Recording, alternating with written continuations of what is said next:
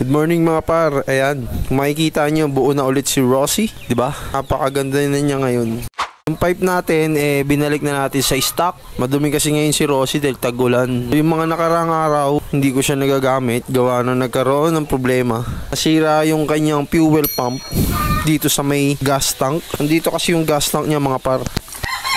So napagastos tayo ng matindi kay Rossi. Tapos tayo ng radiator, Big Rod RC. Tapos nagpalit tayo mga par ng manual ISC. Binigay lang sa atin yung manual ISC na yan mga par. So yung makina ni Rossi mga par is stock. Wala tayong binago dyan. So nilagay lang natin dito is more on accessories. Like yan, mga white bolts. Tapos yung matting. Tapos ito, nirepaint lang natin yung crankcase. Tapos ram air, pinalitan na natin. Yung mga hose, pinalitan na rin natin. Tapos yung rear shock, nakamutaro tayo mga par. Ito sa crankcase yan, kompleto naman yung white bolts nya. Halos white bolts yan, mga big head. So ito yung mga par, manual IC. Kung nakikita nyo, yung kulay gold. Tapos nagpalit tayo na mga hose. Kita na natin yung mga hose na yan. Samco hose yan mga par. Ang pangit lang ng clip niya kasi kinakalawang na.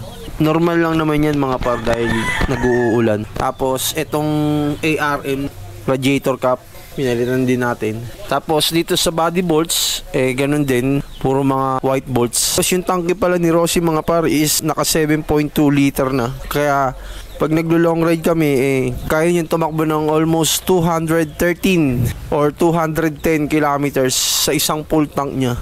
Kasi naka-upgrade na yung gas tank niya. Tapos ang mga dinagdag ko, yung engine support na naka plus 2. Tapos naka racing monkey na rubber bushing. Tapos sa CBT natin mga par is stock na naka degree by Jeg Motorworks. Bali yung bell niya is RS8. Tapos dito naman sa gulong natin, naka B-Star tayo na flash. Ito lang natin siya binili.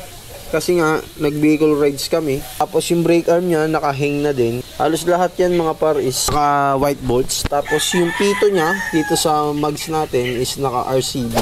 So yung mugs natin mga par is G-Ren, Android G-Ren. Tapos ang bolts niya is white bolts. Rin dito sa pipe, mga white bolts, big head. Sa rear shock, ayan. Radiator, ganun din, naka white bolts. Swing arm, white bolts. All stock lang mga par. Walang karga po si Rossi. Mas maganda talaga stock. Hindi naman tayo nakikipag-racing mga par.